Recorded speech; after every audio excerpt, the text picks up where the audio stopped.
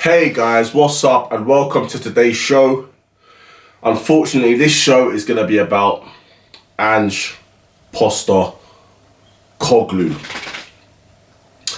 Now, yesterday, Tottenham lost again to Leicester, making that 13 defeats this season already, and 7 games without a win, 6 losses, 1 draw.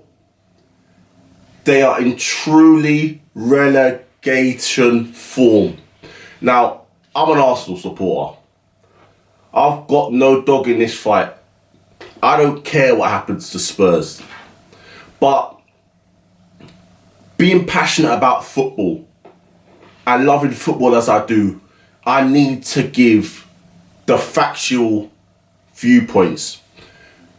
I wanted to do this video yesterday, but I wanted to just watch some videos, other content creators, ESPN, TalkSport, Sky Sports News, and just to hear, what they were saying, the sort of feeling around Big Ange Postecoglu after that horrific defeat, 1-0 up and losing 2-1. Leicester couldn't buy a win before yesterday, but Tottenham get beat everywhere they go. So the general feeling is that it's not Ange's fault. The general feeling is that the injuries are the issue. That Daniel Levy is to blame.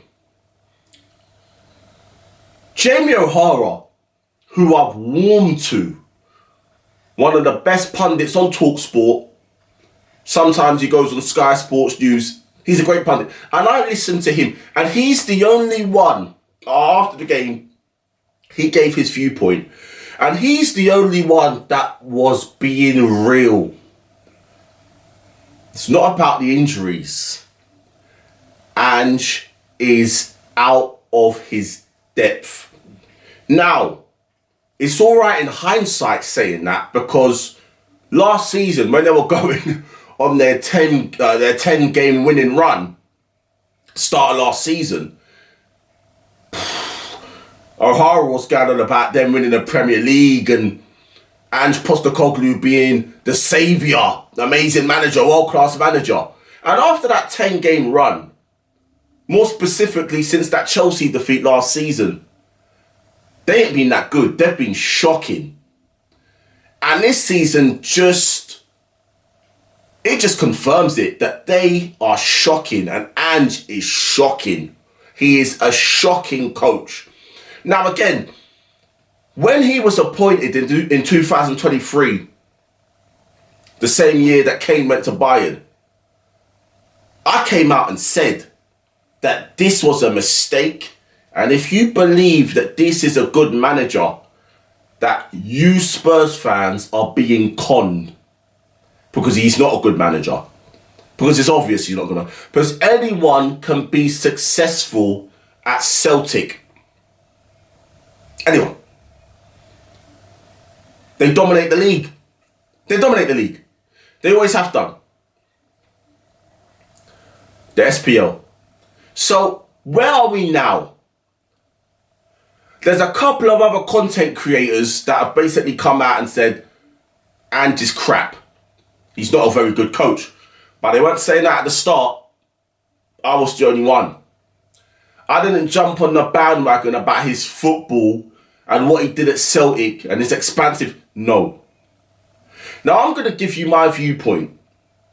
And what I'm going to do is I'm going to start by analysing Tottenham's first 11. Tottenham's first 11. Their starting 11 for yesterday's game. So I just want to see what it was.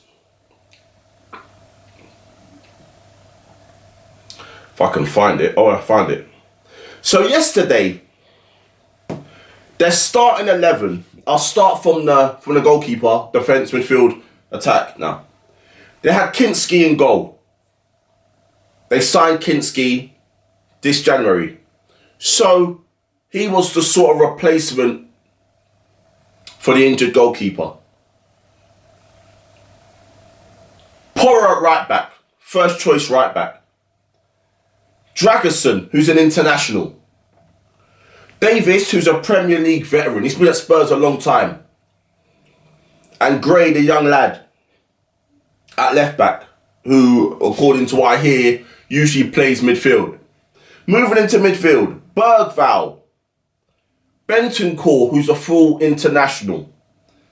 Sarr, who's one of their starting players. The attacking line was Kulusevski on the left, Richarlison up front, through the middle, and Son. Now, that is a pretty strong 11. That's a pretty strong 11. So the point I'm trying to make, I just want to get something up quick, is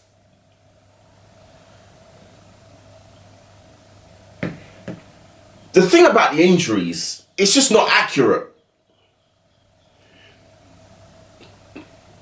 The starting 11 is pretty strong. Richarlison scored. Sarr and Bentancur are starters. Bergvall, how old is he? 18, he's a young kid, but he's one of Postecoglu's signings. Porro, Dragerson and Davis. They might not be first choice, but these are full internationals, experienced players.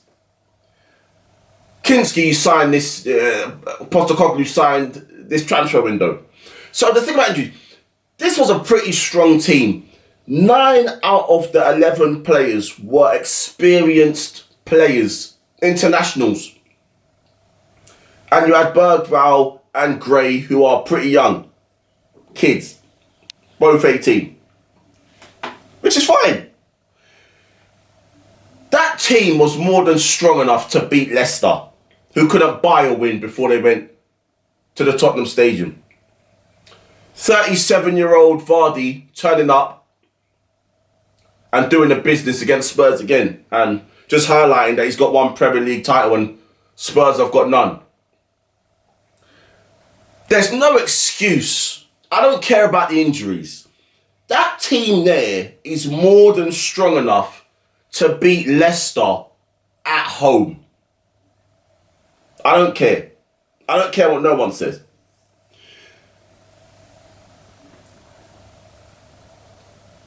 Now, this comes down to Postecoglu. It's not Daniel Levy's fault. It's Ange Postecoglu's fault. This dip started last season when they got done by Chelsea. And the last 10 games of last season was absolutely woeful, which was the reason they missed out on the top 4 to Villa. Ange Postecoglu is not a very good manager. And he's been protected by the myth of Ange Postecoglu. The fans who believed and still believe, delusionally, that he's a good manager and he's the right man for the job. And the pundits and the ESPN, the Sky Sports News, the TalkSport, who for some reason protect him and don't acknowledge that he's a crap manager. Now again, Ten Hag had loads of injuries last season. Despite the fact his first season, he got United into the top 4. Rashford had the best season of his career under Ten Hag, 30 plus goals, 2 cup finals, winning one of them, Carabao Cup, second season, not so good in the league, winning the FA Cup. And he, despite all of his wins, if he won a game, his cup wins, he was completely bullied and hounded out of that football club by the same pundits, ESPN, TalkSport, Sky Sports News, that are protecting Ange Postecoglu. Now I need to ask myself, why one treatment for one and another treatment for other? Why is it not consistent? Why did you bully all of these pundits? They ganged up on Ten Hag. They showed him no mercy. Even the way Gary Lineker and Shearer was speaking to him, some of the questions they were asking after the FA Cup win last year, they were asking about his future, completely disrespected him. And Ten Hag acted with dignity all through his tenure at Man United, when he was being bullied by the media and hounded by the media. I don't condone that. But what I don't understand is, why is Ange Postecoglu being protected? These same people, pundits, experts, didn't care about Ten Hag and his injury crisis last season. No Varane, no Martinez, no Malacia, no Luke Shaw. Wan-Bissaka was injured at certain parts. Dalot, different centre-back pairings throughout the last season. They weren't worried about Ten Hag's injury crisis. They weren't worried about Emery when he first came to Arsenal, struggling with English, trying to speak English, adapting to a new club, a new country, being the first manager after Arsene Wenger. These same pundits and sports media were ruthless with Emery. Now, Emery and Ten Hag are managers I both like, and managers with much more pedigree than Ange Postecoglu. They're actually good managers who have won things in competitive leagues. Ange Postecoglu's only success is what he's done at Celtic. Any manager can win at Celtic because they dominate. But yet, these same people do not question Ange Postecoglu. They protect him. They give him all these mitigating circumstances, all the excuses under the sun. Daniel Levy, it's his fault, which I don't agree. It's all Ange Postecoglu's fault, because the Spurs fan base and the media bought into this myth of Postecoglu. Even though he was their 5th choice appointment, they bought into this myth of Postecoglu that just ain't true. And they can't take off the delusional glasses and see that that myth is not correct, and he is just not a very good manager. Now, I also took the liberty of looking at Ange Postecoglu's signings since he's been at Spurs.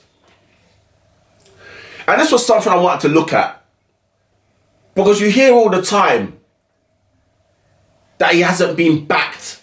This is it. This is another thing that pisses me off. That Ange hasn't been backed. If I can get onto it.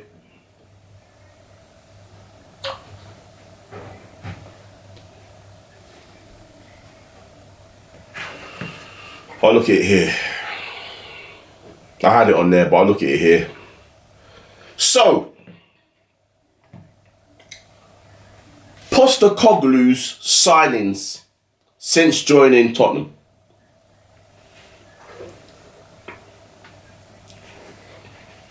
And we need to clarify this. Min Yeek Yang, right winger.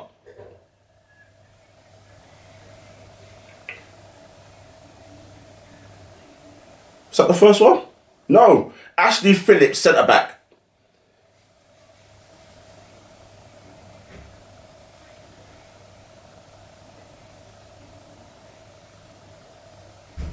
This isn't in a particular order, but these are the findings. These are the signings that I could find. Ashley Phillips, centre back. Min Yeek Yang, right winger. Lucas Bergvall, my bad.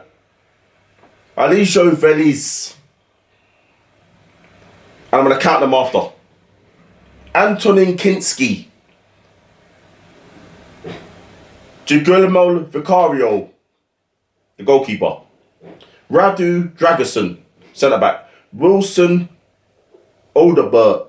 Dejan Kulusevski, who Conte signed on loan, but he signed permanently.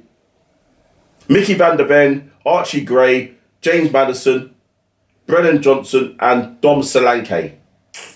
So I just want to count 1, 2, 3, 4, 5, 6, 7, 8, 9, 10, 11, 12, 13, 14. Postecoglu signed 14 players since being at Spurs. With quite, and some of these players, like Maddison, cost 46 million, Archie Gray 41, Van der Ven 40, Dejan Kulusevski 30, Dragusin 25, Vicario 18.5, Kinski, who we bought this January, 16 million. This is big money. Solanke 64 million, Brendan Johnson 55 million. Now the point I'm trying to make is Ange Postecoglu has been backed. He's been backed with players that he wanted, and Daniel Levy has went out and got those players. He's been backed more than any other Spurs manager. More than Conte, more than Mourinho, more than Poch, etc., etc. So I'm just going to summarise what I'm saying. Ange Postecoglu is a rubbish manager. League One level, at best Championship. All of this fanfare of all of what we think Ange Postecoglu is nothing but myth. The mainstream media and the pundits don't want to admit it because that would show that they were wrong. People like Ali McCoist, who I've got no personal problems with these people, but these are the people that backed him, that said he was a good manager. Simon Jordan, Ali McCoist, Level, Cara, all of these pundits, all of them, the ones on ESPN, they all thought that he was a breath of fresh air, good manager, innovative, genius. And if they go back and admit that he's crap, it shows that what I know, a lot of them don't have a clue what they're talking about. They don't have a clue what they're talking about. He's not a good manager. He's shit. He's shocking. He's out of his depth, like O'Hara said. The fans have still got these glasses on. The delusional ones, because they keep blaming Levy where it's clear that Levy's backed him. It's clear that team against Leicester was good enough to win that game. It's clear that you shouldn't be losing to Ipswich, Everton, Leicester. You shouldn't be losing 13 games. You shouldn't be blaming injuries. You shouldn't have no wins in the last 7, 6 losses and 1 draw. That's nothing to do with Levy. That's Postecoglu. He is not a good manager. So the fans need to take off the glasses and see things for what they are. You had Nuno, you wanted him out. You had Mourinho, you wanted him out. You had Conte, you wanted him out because of the style of play. And these were all better managers than this imposter, this fraud. Now, Postecoglu is an absolute fraud. And you got what you wanted, but you need to see things for what they are. And hopefully this video helps you see it for what they are. He's not a very good manager and he's out of his depth. And if he continues in situ at Spurs, you're in a relegation dogfight, mate. And that is the reality. That's the reality of the situation. And as for Arsenal, it's funny to me, but I believe in the integrity of football. And I believe that if the mainstream media and these pundit experts ain't going to call it out, then that's why we've got channels like me and people like me to do it, who are going to call it for what it is and speak the truth. Now, where do Spurs go from here? He's still in situ. Apparently, they're behind him. They're going to back him. They should have sacked him last night after that game. They should have sacked him last night. Spurs ain't going to beat Liverpool to get into the Carabao Cup final. That ain't going to happen. Liverpool are going to smash them. And he might go after that.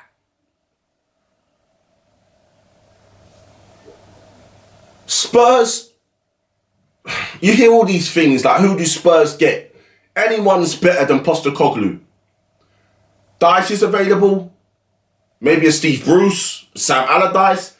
These guys can steer you out the relegation fight that you're in, and then you could regroup in the summer and try and get a suitable appointment. You had the manager, Antonio Conte, who's now leading Napoli in Serie A, in the Italian league. You had the right manager, but he came out and told the truth and he got himself sacked. Maybe that was a call to action that Spurs, the fans, the owner, the players need to raise the standards to his standards, which is a winner, and then the club could have went forward, but he was sacked. So you had the right manager. Now you've got an imposter who most of you think is the right manager, who will be successful or can be successful, but it's the owner. No, it's not the owner. He's been backed, Postecoglu, but he's just not a very good coach. And he's not got the tactical acumen and flexibility to steer Spurs out of this situation that they're in. And that's the problem. Celtic, you can bully other teams because Celtic are a Premier League team. Rangers are probably a high championship team. And the other teams below Celtic and Rangers are League One and low championship level. So Celtic can smash every team easy. It's not an achievement. All right? So this is just how it is. This is the facts. This is the facts of the situation. Ange Postecoglu should be sacked. Allardyce, Bruce, Dyche should come in to steer the ship, and then a suitable appointment, which I'm sure there's a good manager out there somewhere, should be brought in order to take Spurs to wherever Spurs want to go. But Ange Postecoglu is not the one. And that's just the way it is. That's the way the cookie crumbles. And that is it. So this is going to end this video. I'm going to be back tomorrow for the preview of Girona and Arsenal Champions League Wednesday. I'm going to preview that game. We're almost at 100 subs. So let's grow the channel. Let's get it to 100 subs. Let's grow this community. Again, I really appreciate all the support. I really appreciate all the views. I appreciate all of you guys. So all that good stuff. Like, share, subscribe, leave a comment. And I'll see you very soon for the next one. Peace.